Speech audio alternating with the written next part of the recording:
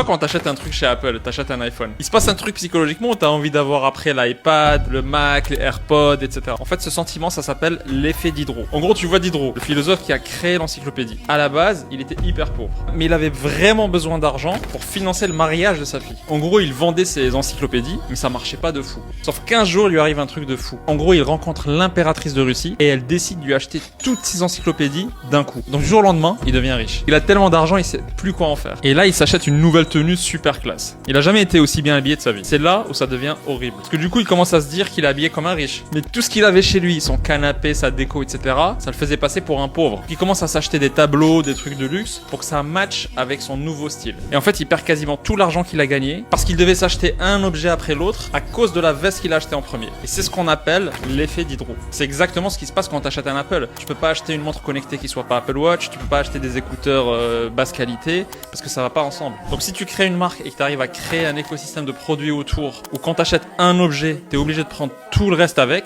tu fais beaucoup plus de chiffres que si tu avais un seul de ces produits. Tu vois